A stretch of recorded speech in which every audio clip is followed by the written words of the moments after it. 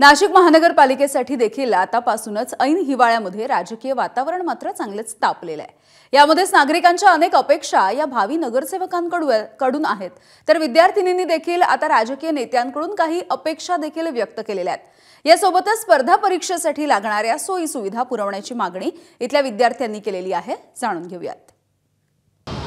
स्थानिक स्वराज्य संस्थांच्या निवडणुकीची रणधुमाळी सुरू झालेली आहे। नगर परिषद नगरपंचायतीच्या निवडणुकीसोबत महापालिका निवडणुकीचे देखील वेध लागलेले आहेत आणि अशातच नाशिकमध्ये जे स्पर्धा परीक्षा देणारे विद्यार्थी आहेत, अशा स्पर्धा परीक्षा देणाऱ्या विद्यार्थ्यांना नेमका आगामी महापालिका निवडणुकीमध्ये जे इच्छुक उमेदवार आहे किंवा ज्यांना निवडणूक लढवायची आहे, अशा उमेदवारांकडनं नेमका काय अपेक्षा आहेत, आपण या संदर्भात त्यांच्याशी बोलूया। खरं तर नाशिकमधले अनेक विद्यार्थी पुण्यासारख्या ठिकाणी किंवा दिल्लीसारख्या ठिकाणी शिक्षण घेण्यासाठी जातात, त्या ठिकाणी क्लासेससाठी जातात। मात्र नाशिकमध्ये जर अशा काही व्यवस्था झाल्या तर या किती सोयीच्या असतील या संदर्भात बोलण्यासाठी माझ्यासोबत काही विद्यार्थी आहे। नाशिकमधला आहे, तू स्पर्धा परीक्षा देतोय, आगामी महापालिका निवडणूक आहे, खरं तर काय तुला अपेक्षा आहे या सगळ्या महापालिका निवडणुकीच्या अनुषंगाने या इच्छुक उमेदवारांकडनं किंवा जे निवडून येणारे उमेदवारांकडनं? एकंदरीत पाहता नाशिकमध्ये पुणे मुंबई सारख्या सुविधा उपलब्ध नाही, जसं की लायब्ररी झालं, मेसच्या सुविधा झालं, या कमी दरात उपलब्ध करून देणे हे महानगरपालिकेचं एक म्हणजे काम भाग पडतं। जसं की आता इथं नाशिकमध्ये तर जसं इकॉनॉमिक कंडिशन झाली, इकॉनॉमिक कंडिशन प्रत्येकाची चांगली नसते, काही काहींना म्हणजे प्रत्येकजण अफोर्ड करू शकत नाही की मेस चांगल्यातली मेस, चांगल्यातल्या लायब्ररी, तर ह्या ज्या सुविधा ह्या कमी दरात उपलब्ध करून देणं हे एक माझ्या मते महापालिकेने करावं। तुला काय वाटतंय? खरं तर तू आता परीक्षा देतोय, नाशिकमधल्या अनेक महत्त्वाच्या गोष्टी आहे का, त्या संदर्भात तुझ्या नेमका काय सूचना असतील?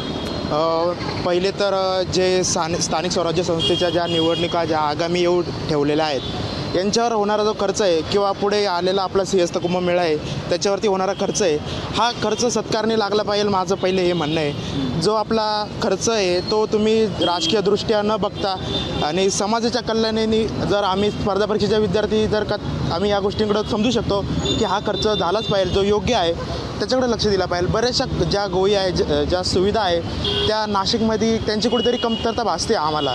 आम्ही डेली आमचं ट्रॅव्हलिंग आहे, डेली आमचं घरचं जेवण जरी असलं तरी आम्हाला काही ना काही कारणासाठी आम्हाला लायब्ररीला जावं लागतं, तिथे पण आमचं बाहेर खाणं थोडंफार होतंच।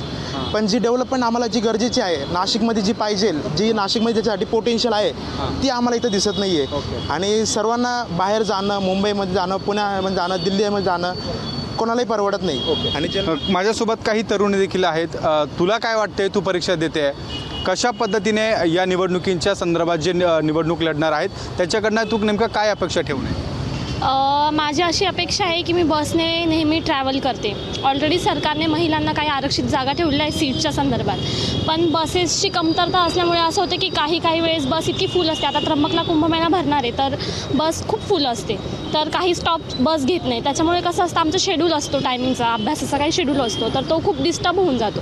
तर माझं असं म्हणणं आहे की बसेसची संख्या थोडीशी वाढावी आणि तिकीट्समध्ये थोडीशी कमतरता, म्हणजे मुलींना थोडीशी कमतरता करावी। म्हणजे ज्या पद्धतीने नाशिकमध्ये जी सिटीलिंक बस सेवा आहे ती देखील ग्रामीण भागापर्यंत पोहोचलेली आहे किंवा शहराच्या आजूबाजूच्या परिसरात पोहोचले, त्यामध्ये तुझ्या नेमकं काय सूचना आहे? त्याच्यामध्ये माझी अशी सूचना आहे की सिटी लिंकची जे बस आहे ना, त्याचं तिकीट पण महिलांसाठी हाफ तिकीट जर केलं तर जास्त बेनिफिशियल राहील।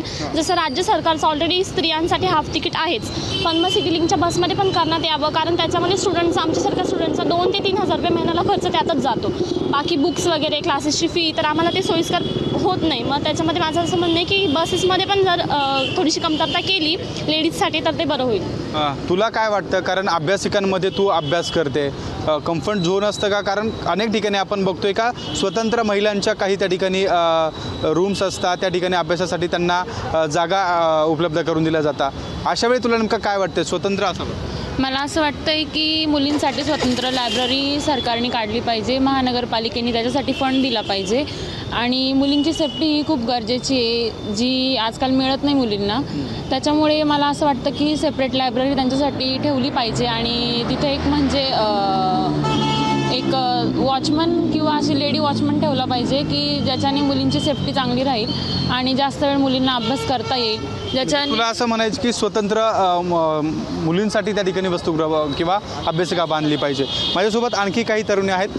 काय वाटतं आपल्याला? आपण अभ्यास करतोय मात्र नाशिकमधल्या अशा अनेक सुविधा आहेत त्या अपुऱ्या आहे का असं वाटतंय का? जर मुलींची सेफ्टी बघता गेली तर खूप प्रॉब्लेम्स होतात. जसं की जाण्या येण्याच्या टायमाला मुलं त्रास देणार किंवा बसेस अवेलेबल नाही होणार. त्याच्या दृष्टीने मुलींसाठी सेफ्टी पहिले त्यांनी महानगरपालिकेने हे केली पाहिजे. आणि जसं माझ्या कलिग्सनी सांगितलं की मुलींसाठी एक सेपरेट लायब्ररी ओपन केली पाहिजे जेणेकरून मुली कम्फर्टेबली अभ्यास करू शकतील. आणि एबीपी माझा, उघडा डोळे बघा नीट.